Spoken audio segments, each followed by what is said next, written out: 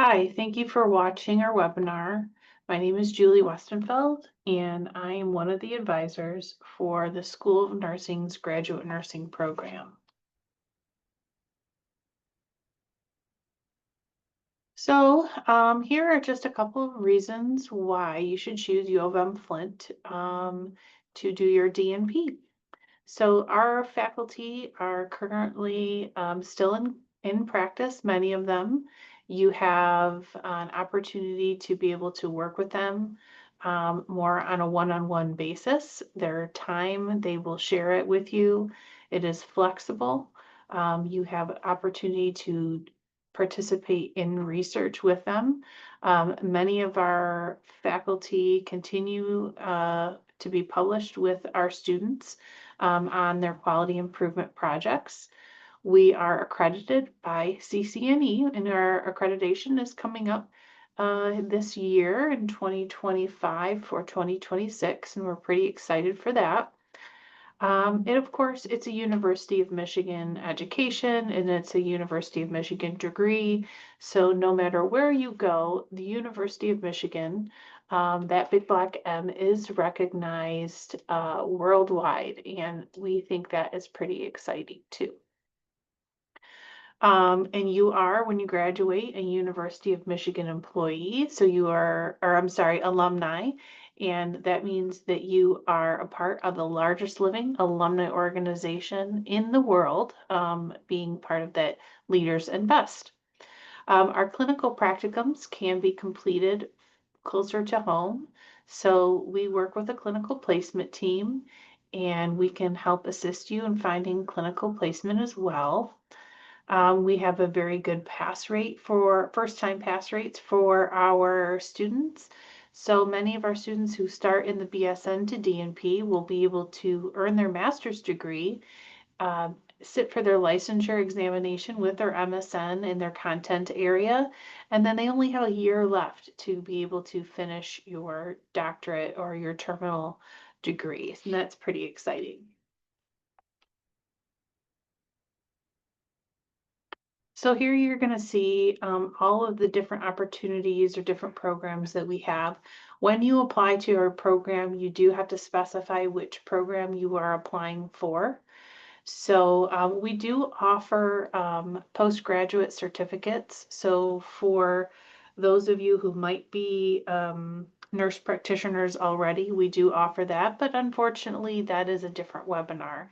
And hopefully you'll be able to tune into that and watch that as well.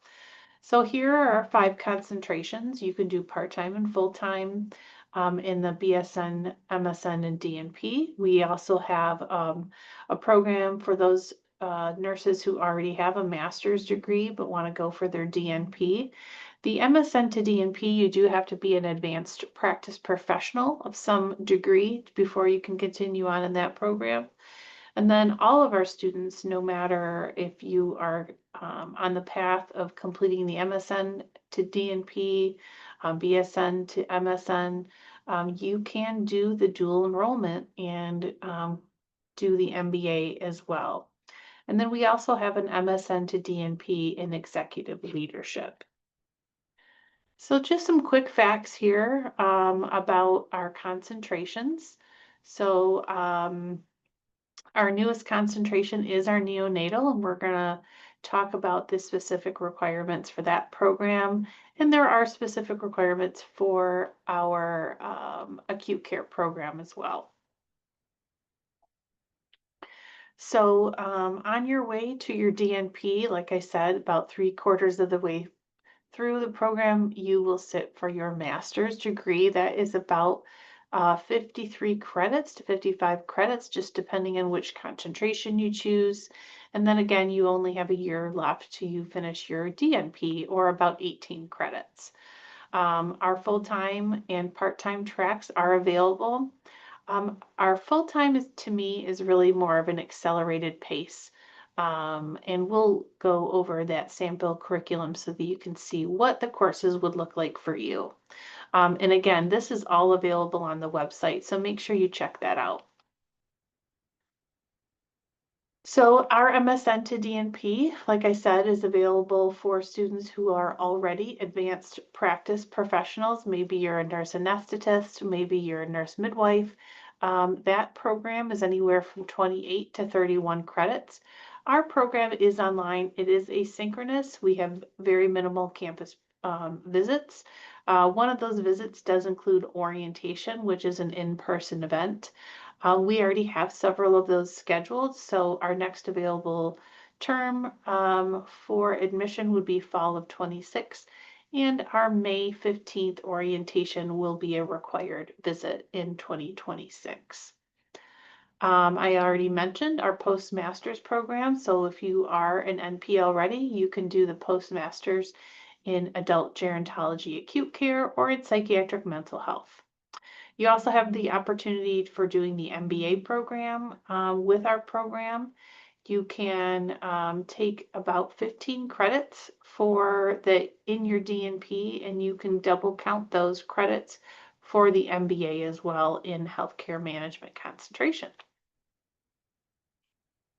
We also offer the executive leader. So maybe you are a BSN nurse, but you have a master's degree, maybe an MBA, maybe public administration, maybe you have a nursing education degree and you work in a leadership role. You can earn your executive leader concentration degree DNP here as well. So you're going to find the links to this also on the website. So I encourage you to check out the graduate program's website and you can see the sample curriculum as well. But I'd like to take a second so that I can show you exactly what the program looks like for our full-time students who are going to start in the fall semester. And like I said, fall 2026 would be the next available start term. So this is color coded. The courses that you see here that are not colored are courses that everyone takes unless you see specific language that says that you do not take it. So for fall students, you can see going into winter semester that many of the semesters for a full-time student or an accelerated student can be very heavy, especially if you are in some of the like psychiatric mental health in year 1 winter semester. A student has 16 graduate credits. You can see also here on the curriculum that the credits are listed as well as the practicum courses. And then you can also see the number of clinical hours that are required for that practicum course during that term.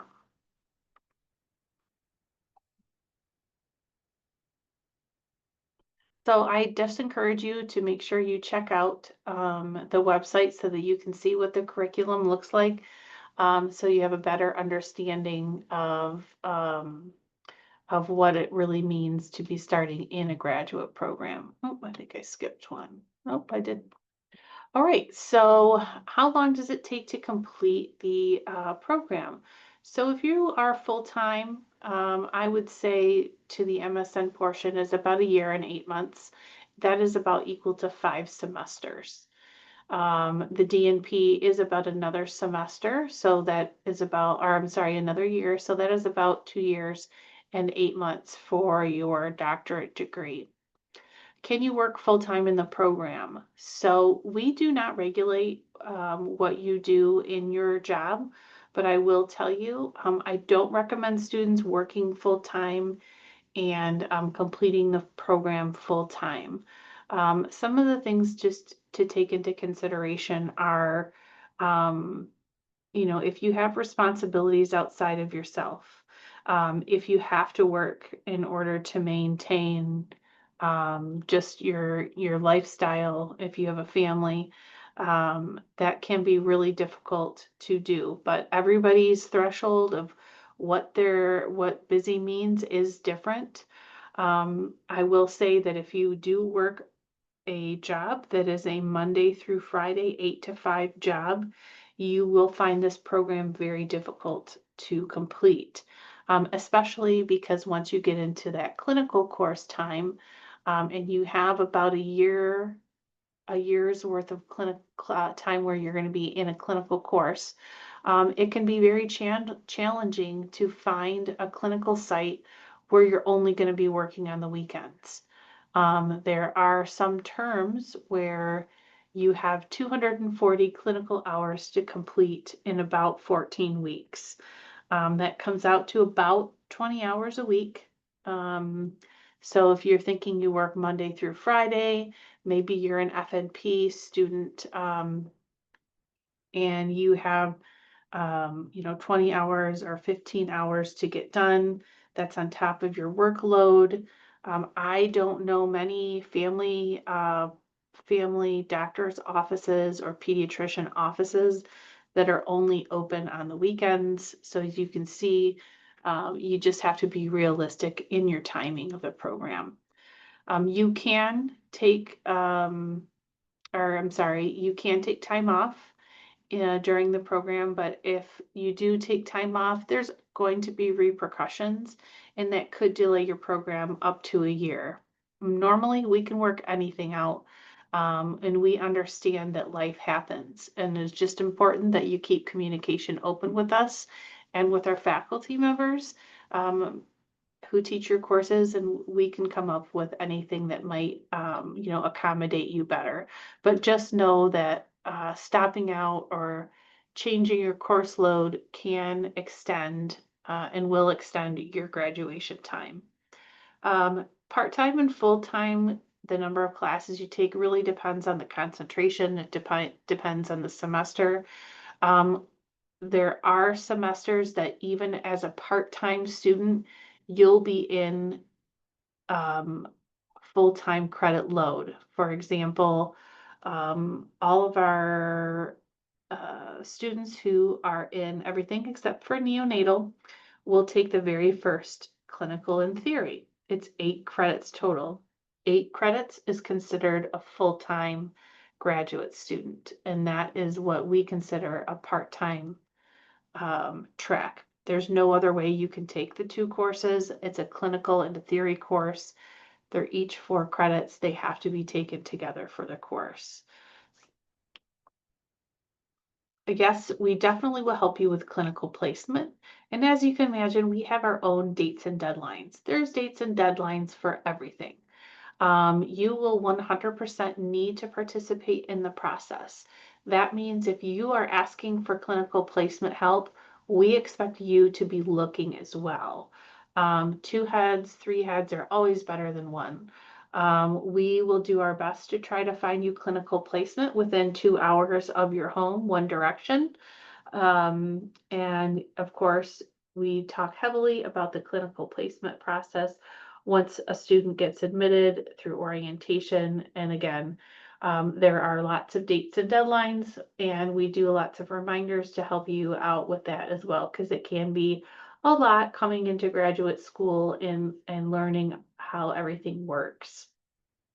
Can you transfer in coursework? Absolutely. If you started in a graduate program and you want us to review your syllabus, we will review syllabi through petition of academic standards by our faculty for each individual course that you wish to transfer.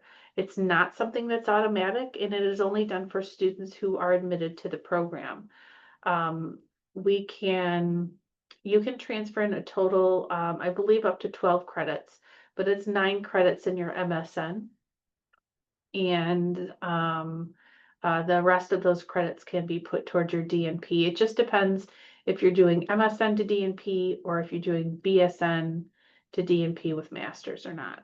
The course does need to be an exact equivalent.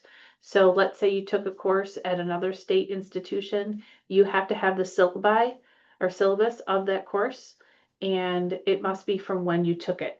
So if you took that course, say in 2021, you cannot turn in the syllabus from 2025. You have to have the syllabus from 2021 when you took the course. You will contact your institution that you took that at And of course, we'll need to confer that you had that with a grade of a B or better. Can you complete the program out of state? Yes and no. So we do have a list of out of state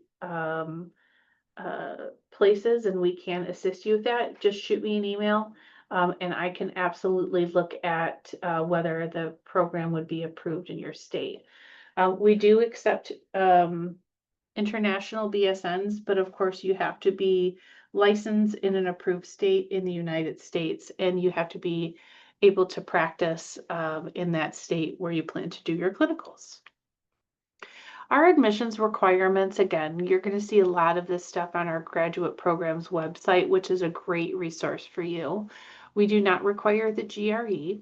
We do look to see that you have an unencumbered license in the United States. All of our programs require a minimum of a 3.2 on a 4.0 scale to be considered. We do prefer students to have at least 1 year of RN experience, preferably bedside, before you start this program. We just feel that it would make you a better candidate. And I do look at it too as, you know, nursing school, NP school is a lot of money. And I want you to be sure that you are spending the money where you desire to be. Because when you apply to the program, you're applying for that concentration you want to start in. And it's important to have a realistic understanding of what that particular concentration might do. And we can definitely help you out with answering some of those questions. I talk to faculty quite frequently, and they do answer questions from our prospective students as well. If you have questions on, you know, what concentration you want to go into. All right. So this particular slide is only for students who are interested in acute care. So if you're FNP, if you're neonatal psych, anything else, adult gero primary, close your ears, close your eyes. This is only for those students who are interested in the acute care track. You do have to have at least 1 year recent experience with, that's about a year's worth or 2,000 hours employment as a registered nurse in a critical care unit. We will consider students' experience. If you have questions on that, I will reach out to our lead faculty in that concentration to see if they would approve, you know, some other type of unit, such as a perioperative or a step down, to be considered for admission for the program. This particular program, you do have to do your first and third clinical in the state of Michigan. There are not exceptions to this rule. Your first and third clinical in your concentration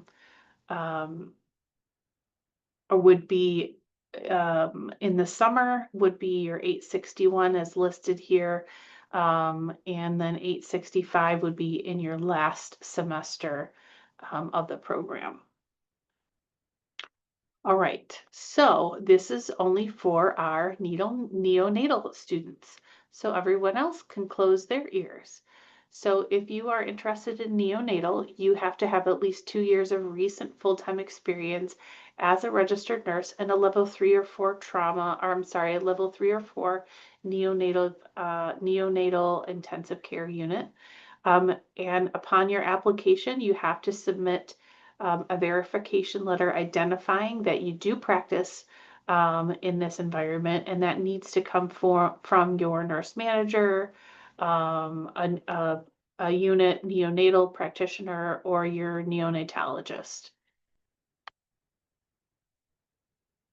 The admissions requirements for the executive leader track are very similar. You need to have a 3.2 on a 4.0 scale to be considered an unencumbered license. We do look at your master's degree as well. If you have that in something other than in nursing, that is acceptable as well. You must be at least at a mid-level administrative or higher experience. So some form of director or a nurse manager So that's 2 years of experience being in that leadership role.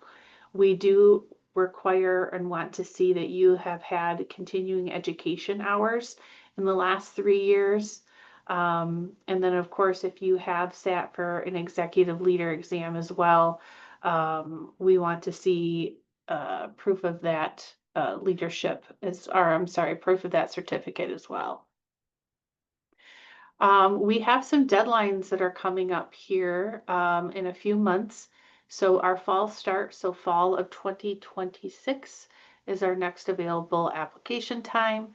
That is February 1st is our early deadline. And then April 1st is our final deadline. We do have our fall 2026 cohort orientation on May 15th. It is a Friday, and it is from 9 to 3 p.m., and it is a mandatory required visit.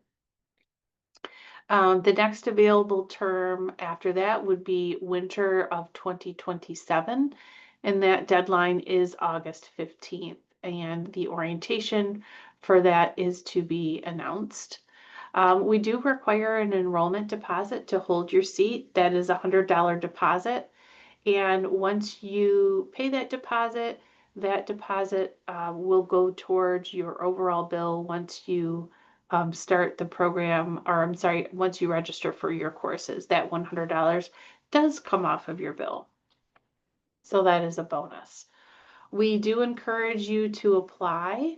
And if you've watched the webinar and filled out the form, you should get a waiver code for that. So just email our graduate nursing office. That would be awesome. If you do have any questions, you can always email Ken and I along the way as well. You're going to see this information again on our website. Graduate Programs does a great job of keeping this up to date.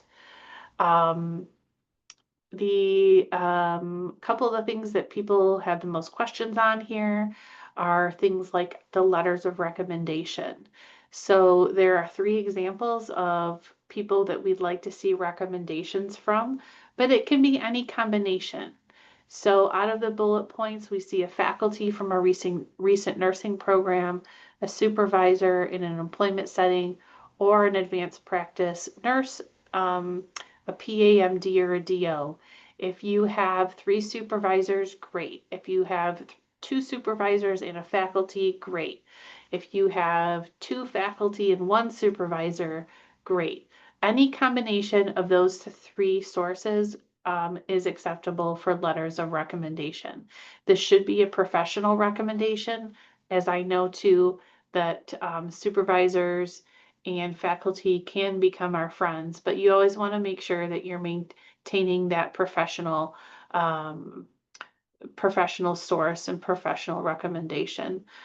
Please also make sure that you have updated your resume or your CV as well.